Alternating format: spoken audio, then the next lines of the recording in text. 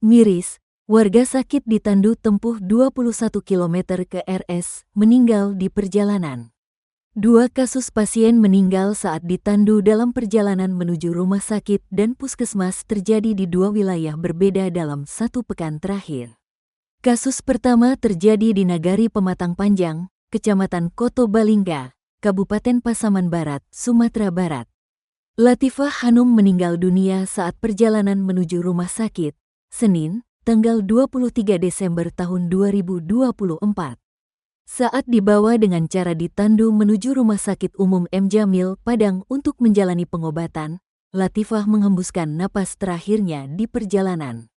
Seminggu kemudian, Senin, tanggal 30 Desember tahun 2024, di Kecamatan Tapalang, Kabupaten Mamuju, Sulawesi Barat, Sulbar, kejadian serupa menimpa M. Nasir.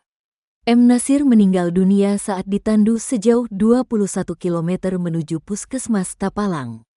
Berikut kisah lengkap dua pasien yang meninggal dalam perjalanan ditandu untuk berobat ke rumah sakit dan puskesmas. Adalah M. Nasir, warga Dusun Taubang, Desa Kopeang, Kecamatan Tapalang, Kabupaten Mamuju menghembuskan napas terakhirnya sebelum tiba di Puskesmas Tapalang. Diketahui Desa Kopeang berada di kawasan pegunungan dengan kondisi jalan yang sangat memprihatinkan. M. Nasir yang dalam kondisi sakit itu terpaksa dibawa menggunakan tandu untuk menuju fasilitas kesehatan yang memakan waktu hingga 12-14 jam perjalanan. Pardi, salah satu kerabat, mengatakan, M. Nasir mulai ditandu pada pukul 7 WITA. Hal ini dilakukan setelah Nasir mengalami sesak napas dan mengeluarkan darah dari mulut pada malam sebelumnya. Warga kemudian membawa M. Nasir dengan perjalanan yang cukup jauh dengan melewati medan jalan yang belum tersentuh tangan pemerintah.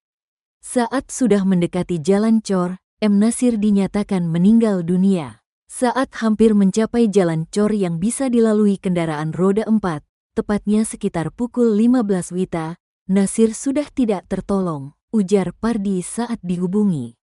Meski pihak Puskesmas Tapalang telah mengirim ambulans untuk menjemput di titik Jalan Cor, nyawa M. Nasir tidak dapat diselamatkan.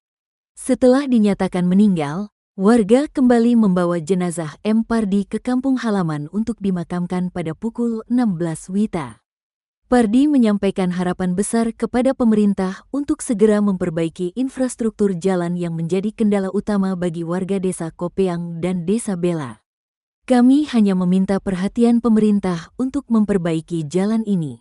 Indonesia sudah merdeka selama 76 tahun, tapi kami masih merasa jauh dari kata merdeka.